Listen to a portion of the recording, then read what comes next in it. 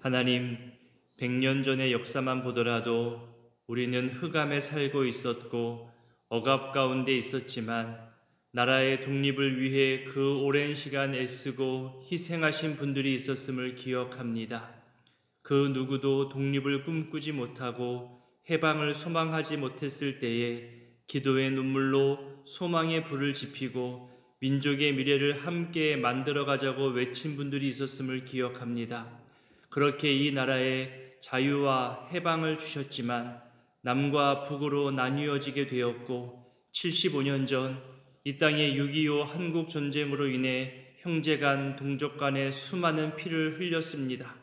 지금까지도 분열과 나뉘어짐으로 대치하고 있는 속상한 역사를 바라보며 안타까워합니다. 하지만 나라를 사랑하고 나라를 지켜가기 위한 우리 선조들의 희생으로 인하여 지금의 대한민국이 있음을 알기에, 그리고 이 모든 역사의 주권자가 하나님이심을 믿기에 지난 역사와 앞으로의 역사 앞에서 하나님 앞에 엎드려 간구하며 감사와 고백을 올려드립니다.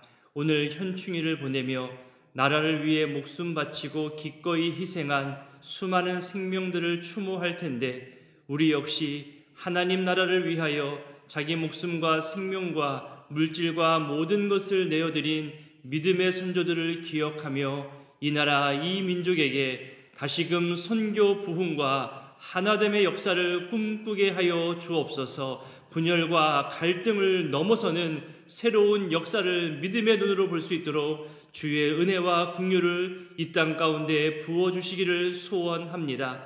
방금 부른 찬송의 가사처럼 수많은 심령들이 어두움 가운데서 신음하고 죽어갈 때에 구원의 문을 열어주시고 십자가 은혜를 증거하게 하시며 복음으로 하나 되게 하신 놀라운 역사를 오늘날에도 우리에게 허락하여 주시옵소서. 지난 역사 위에 오늘이 있음을 기억하며 새롭게 시작하는 정부 역시 올바른 역사관 위에 새로운 미래를 위해 정직하게 땀 흘리게 하시고, 무엇보다 대통령 주변에 선하고 진실된 참모진들이 구성되게 하시고, 나라와 민족을 위해 국민들의 평안을 위해 수고할 때에 그 수고가 한 사람 한 사람에게까지 전달되도록 모든 국가 질서 속에 정의와 정직이 세워져 가게 하여 주옵소서. 우리 교회에도 새로움을 도전하기에 앞서 지난 역사 앞에서 수고하고 헌신한 분들을 기억하며 이 지역과 함께 성장해온 거룩한 수고와 기도의 눈물들을 잊지 않게 하시고, 전통과 그간의 가치를 이어가며 새로운 은혜와 변화 앞에 겸손함으로 수고하며 헌신하는 일꾼들 되게 하옵소서. 하나님, 오늘 장례 치르는 가정에 위로로 함께하여 주시고, 또 휴일로 보내는 쉼의 시간 속에서 가족의 평안과 화목을 점검하고 세워나가는 시간들 되게 하옵소서. 내일 토요 패밀리 워십이 있고 청년부의 원데이 클래스도 이어집니다.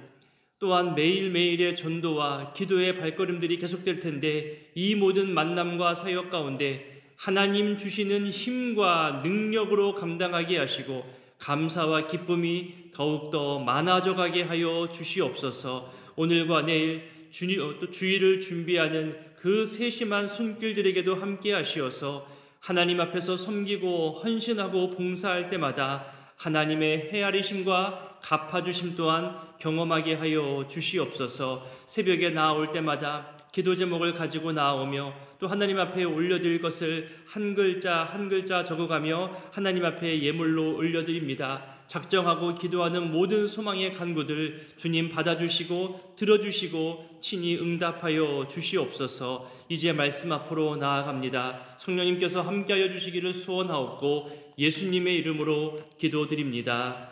아멘. 오늘 말씀은 사도행전 18장입니다. 18장은 고린도에서 전하는 바울과 브리스길라 아굴라 부부와의 만남과 동역에 대해서 이야기합니다. 성경에서 부부의 모델로도 자주 언급되고 있는 사람이 이 브리스길라와 아굴라 부부인데요.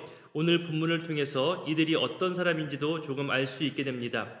우리 먼저 1절부터 4절까지를 읽습니다.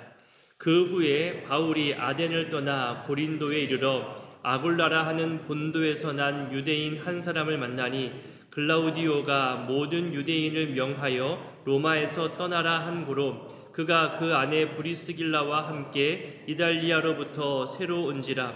바울이 그들에게 감해 생업이 같으므로 함께 살며 일을 하니 그 생업은 천막을 만드는 것이더라. 안식일마다 바울이 회당에서 강론하고 유대인과 헬라인을 권면하니라. 나중에 고린도 전서와 고린도 후서를 살펴볼 때에도 고린도 지역의 특징을 좀 더 자세히 살펴보겠지만 간단히 소개하자면 반도 끝에 위치한 도시로서 해상 무역이 활발하게 이루어지는 무역 도시입니다. 우리나라로 빗대어 표현하자면 부산이라 할 수 있겠지요. 수많은 배들이 드나드는 곳입니다. 그러다 보니까 무역으로 인한 재물, 그런 돈들이 많이 축적되어 있었고 사람들은 이 여유로운 돈을 가지고 다양한 호사스러운 생활을 즐겼습니다. 그러다 보니까 우상 숭배에도 쉽게 빠지게 되었었죠. 도덕적 타락도 말할 것 없었고요. 고린도 지역에 있는 우상들을 이야기할 때 빼놓을 수 없는 것이 바로 사랑의 여신 아프로디테 신전입니다. 이 여신을 숭배하는 사람들 때문에 1000명에 이르는 신성한 창녀들까지 준비되어 있었습니다. 이들은 육체적 희롱과 음란함을 늘 즐겼고요. 도시 자체가 성적 타락함으로 유명한 도시이기도 합니다. 당시 인구가 75만 명 정도가 된다고 했으니까요. 예전 도시치고는 꽤 인구가 많은 겁니다. 이 많은 사람들이 육신의 정욕을 따라 살았고 쾌락을 추구하였고 술 취함과 음란을 즐겨 살았었죠. 그래서 어떤 말까지 생겨났냐면요. 고린도 사람처럼 행동하다 이런 말이 생겨났습니다. 무슨 말이냐면 비도덕적으로 행동하거나 음란한 사람, 간통하는 사람들을 가리켜서 고린도 사람 같이 행동했다 이런 말이 생겨난 거죠. 잠깐 이런 표현 속에서 욕심내고 싶은 표현이 있습니다. 구이교회 교인들처럼 행동하다. 우리 한번 욕심냈으면 좋겠습니다.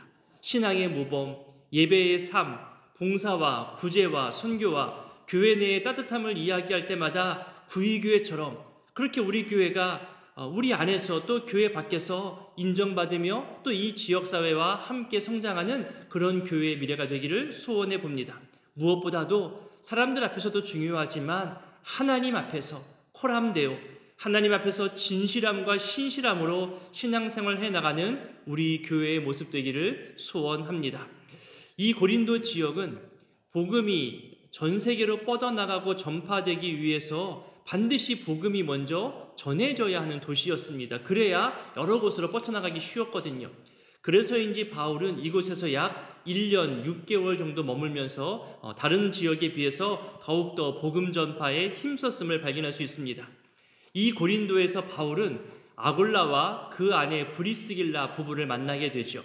사도행전 2장에 보면 성령 강림 사건이 나오잖아요. 그때 경건한 유대인들이 여러 지역에서 모여서 성령 강림 사건을 목도했다는 기록이 나오거든요.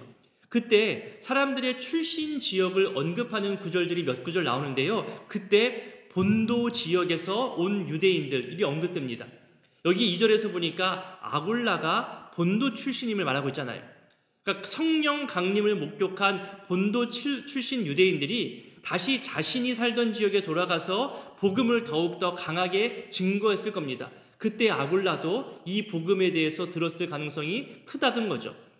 바울과 또 이 아굴라가 만난 것은 일부러 찾아서 만난 것도 아니고 우연히 만나게 된 만남입니다. 아마도 둘 다 가죽을 가지고 천막 만드는 직업으로 종사했기 때문에 그 분야에서 자연스럽게 만나게 되지 않았을까 생각합니다. 우연인 것처럼 보여도 하나님께서 이 모든 만남을 주관하고 다스리고 계심을 알고 있기 때문에 이 둘의 만남은 복음 전파를 위해서 하나님께서 만나게 하신 만남이라는 것을 우린 또한 발견할 수 있습니다. 2절에 보니까요. 이 아굴라와 브리스길라 부부는 원래는 로마에 살고 있었는데 유대인 추방령 때문에 고린도로 이주해 나왔다고 설명합니다. 여러 학설과 배경이 있지만 많이 알려진 것으로는 유대인들 사이에서, 그러니까 로마에 살고 있는 유대인들 사이에서 그리스도인들과 비그리스도인으로 나누다 보니까 유대인들의 이 종교적 갈등이 사회적 문제로까지 번지게 됐습니다. 그래서 로마 시민권이 없는 모든 유대인들을 추방한 것으로 그렇게 역사 기록에 나와 있습니다.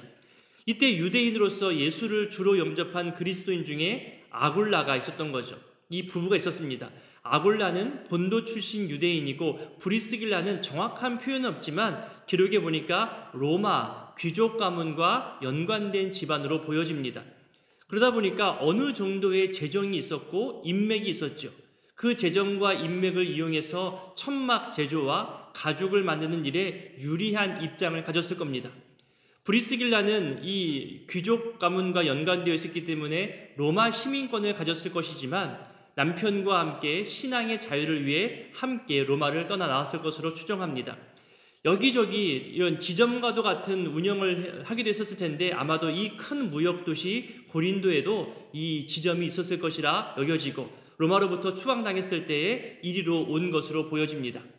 3절에 보니까 고린도에서 같은 직업, 같은 신앙을 가진 바울을 만나게 되었고 바울과 한동안 동역하다가 바울이 고린도를 떠나 에베소에 갈 때 그때도 동행할 정도로 가까워진 관계로 발전합니다.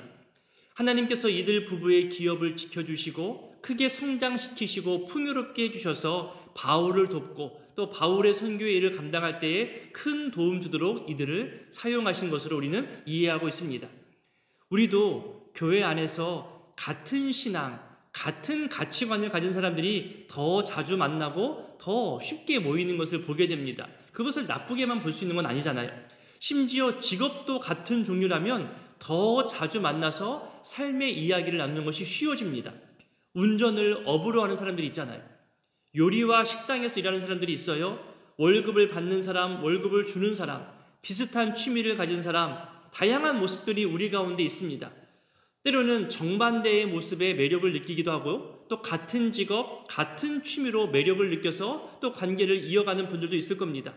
거기에 신앙까지 같은 열심으로 섬기고 봉사하면 더더욱 그 관계는 가까워지겠죠. 그렇게 서로 친밀하게 만나고 함께 섬기며 헌신하는 이 모습이 너무나 귀합니다. 마치 오늘 본문에 나오는 바울과 브리스길라, 아굴라 부부처럼 그렇게 보여지죠. 4절에서처럼 바울의 전도 방법은 늘 회당부터 찾아가는 방법이었습니다. 유대인들에게 먼저 복음을 전하기 위함이었죠. 하지만 유대인들은 이 복음을 거부하고 비방합니다. 어떻게 거부하는지 볼까요? 5절부터 8절까지를 읽어보겠습니다. 실라와 디모데가 마게도냐로부터 내려오매 바울이 하나님의 말씀에 붙잡혀 유대인들에게 예수는 그리스도라 밝히 증언하니 그들이 대적하여 비방하거늘 바울이 옷을 털면서 이르되 너희 피가 너희 머리로 돌아갈 것이요 나는 깨끗하니라. 이후에는 이방인에게로 가리라 하고 거기서 옮겨 하나님을 경외하는 디도 유스도라 하는 사람의 집에 들어가니 그 집은 회당 옆이라. 또 회당장 그리스보가 온 집안과 더불어 주를 믿으며 수많은 고린도 사람도 듣고 믿어 세례를 받더라. 아멘. 고린도 지역에서도 바울이 강조하며 전한 내용은 바로 예수가 그리스도라는 것을 증거한 거죠. 그리스도, 그러니까 메시아를 그토록 기대하면서도 알아보지 못했던 유대인들에게 당신들이 십자가에 내어 죽게 한 그 예수가 바로 하나님의 아들이시요 그리스도이신 것을 여러 성경 말씀을 근거로 해서 강론하고 알려주었던 거죠. 6절 표현처럼 그러다 보니까 유대인들 입장에서는 이 복음이 불편하게 들려집니다. 자신들의 잘못을 지적하는 거잖아요. 처음부터 정치적 메시아를 기다렸었기 때문에 예수님을 알아보지 못했던 유대인들이었습니다. 지금도 여전히 그런 실패자 예수를 인정하지 못합니다. 오히려 그런 말 전하지 말라고 방해하고 배척하고 비방하기까지 이르죠. 어제 본문에서도 봤지만 끝까지 지역을 옮겨가며 쫓아가면서 바울에게 위협을 가하기도 했었습니다. 바울은 유대인들이 복음을 받아들이고 예수를 영접하기를 그 누구보다 간절히 원했지만 유대인들은 늘 복음을 배척하고 비방하다 보니까 이 복음이 이방인들에게로 자연스럽게 이어져 가게 된 거죠. 여기 6절에서도 보면 옷을 털면서 먼지를 떨어버린다는 게 나오잖아요. 이것은 예수님께서 설명하신 방법입니다. 관계가 없다는 것을 표현하는 방법인 거죠. 이 복음을 비방했으니, 이 복음을 배척했으니, 이 복음을 받아들이지 않았으니 너희와는 상관이 없다는 것을 선언하는 그런 표현입니다. 바울 역시 더 이상 너희들에게 이 복음을 전하지 않겠다는 관계의 단절의 의미도 이 행위 속에 포함되어져 있는 거죠. 그러면서 하는 말, 너희 피가 너희 머리로 돌아갈 것이다. 무슨 말이냐면 복음의 전도자가 되어서 그 소명과 사명대로 최선을 다해 복음을 전했지만 그럼에도 너희들이 이 복음을 받아들이지 않는다면 이 책임은 전한 나에게 있는 것이 아니라 복음을 배척한 너희에게 있다는 것을 알리는 거죠.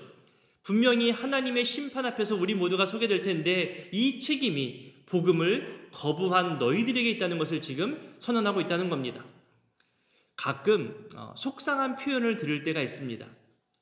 우리 교회 전도대가 매일매일 나가서 전도하는데 그 열심과 수고에 비해서 왜 새가족은 그렇게 많지 않은 거지? 아닙니다, 여러분. 그렇게 속상한 표현을 하는 것이 아니라 그렇게 수고하고 증거하고 전했기에 이 시기와 이 시대에 다만 몇 사람이라도 교회를 찾아오는 겁니다. 그렇게 정착하며 또 마음의 감동을 가지고 교회를 섬기고 봉사하는 사람들이 조금씩 늘어나는 것을 볼 때마다 우리 전도대의 사역과 또 새가족부와 중보하는 모든 사람들의 수고가 귀하게 느껴집니다. 복음을 증거하는 사람들, 교회를 알리고 전도하는 사람들에게 어떤 숫자나 통계로 함부로 평가할 것이 아니라 복음을 듣고도 거부한 사람들이 있고 또 거부한 사람들의 책임이라는 것을 오늘 말씀을 통해 다시금 알 수 있게 됩니다. 그러니 전도대가 매일매일 나가서 수고하는 그 수고 앞에 무엇을 들이대지 마시고 수고한다고 당신들 때문에 우리 교회가 이 지역사회에서 선하게 좋은 모습으로 증거되고 있다고 격려해 주시고 지지해 주시는 것이 그것이 더 올바른 모습일 것입니다. 전도하는 분들 또 새가족이 왔을 때 돕고 섬기는 새가족 팀들 이들을 위해서 중보하며 기도하며 또 예배의 정착을 돕고 또 안내하는 또 다른 수많은 섬김의 사람들이 있었기 때문에 다시금 이 모든 감사를 또 하나님께 올려드릴 수 있음을 표현할 수 있겠습니다. 7절에 보면 거기서 옮겨가는 바울의 이 모습을 보게 되죠. 하나님 앞에서 자신의 힘으로 상황을 바꾸거나 이겨보려고 하지 않았다는 것은 참 귀한 일입니다. 가끔 교회를 하다 보면 잘 안 될 때 있어요. 무언가 막힐 때 있고 계획대로 안 될 때 있죠. 그때 사람의 힘을 가지고 막 추진해 나간 사람이 있어요.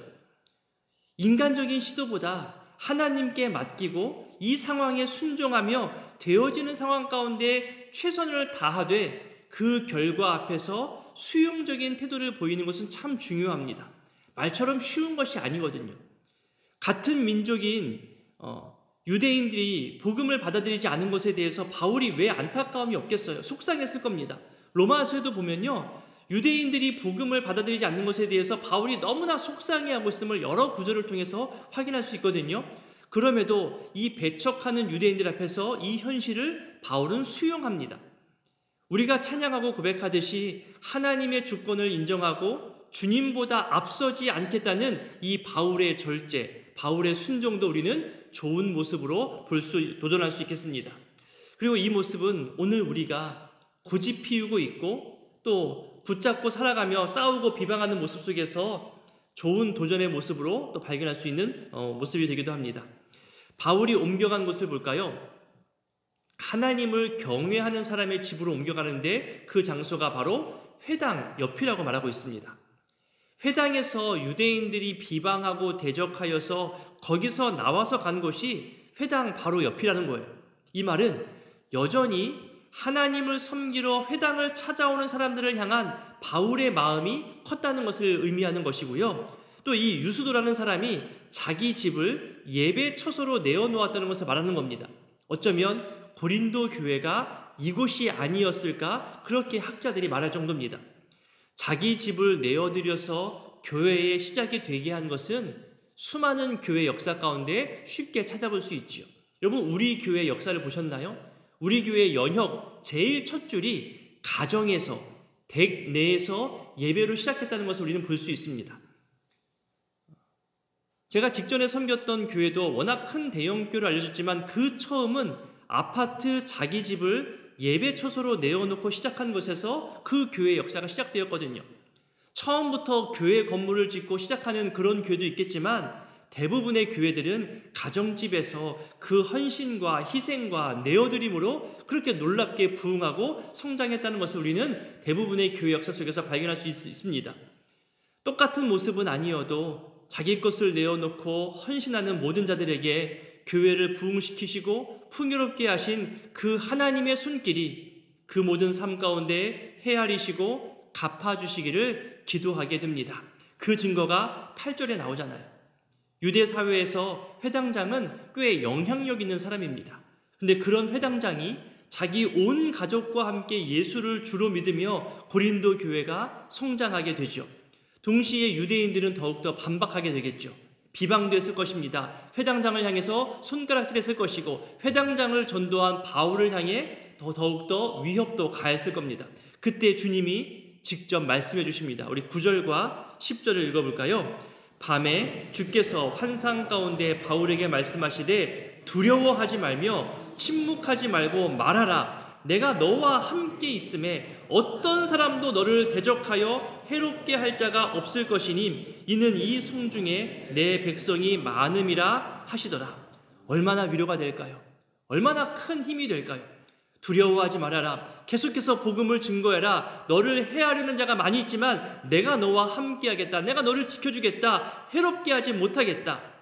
우리 주님이 이렇게 새로운 힘을 공급해 주시는 놀라운 은혜가 바울에게 주어졌듯이 주님 앞에 헌신하는 여러분 모두에게 이 동일한 말씀이 주어지게 되고 은혜로 이루어지게 되기를 저 역시 소원하며 기도합니다.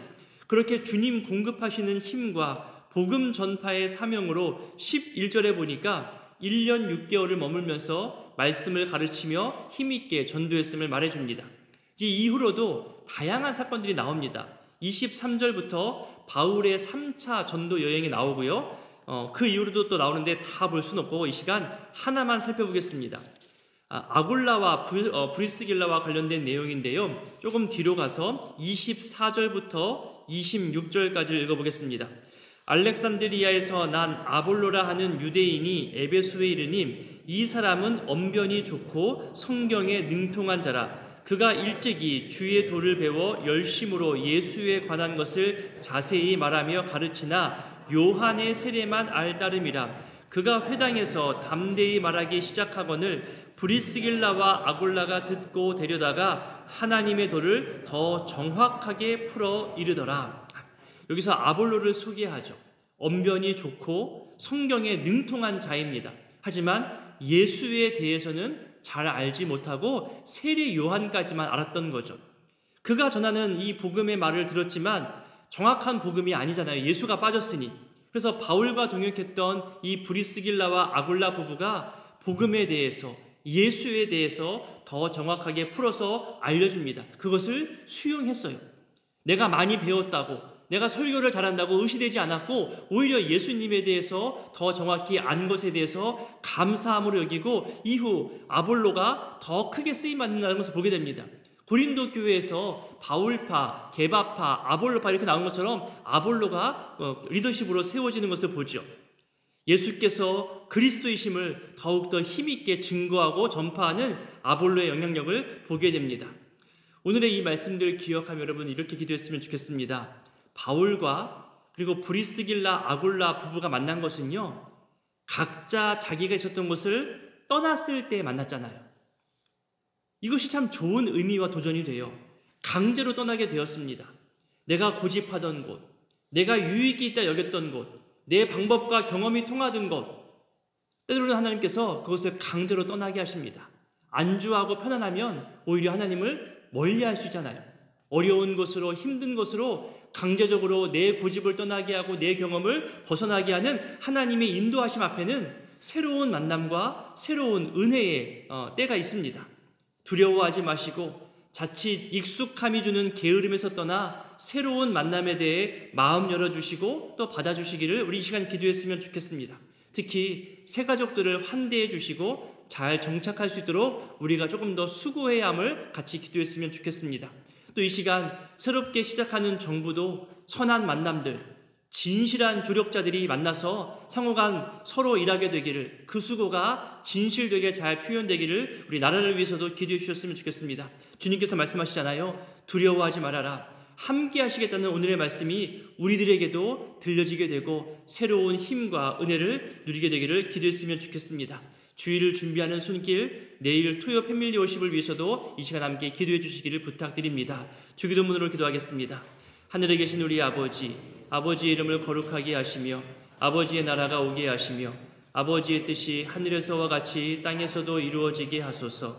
오늘 우리에게 일용할 양식을 주시고 우리가 우리에게 잘못한 사람을 용서하여 준 것 같이 우리 죄를 용서하여 주시고 우리를 시험에 빠지지 않게 하시고 악에서 구하소서. 나라와 권능과 영광이 영원히 아버지의 것입니다. 아멘.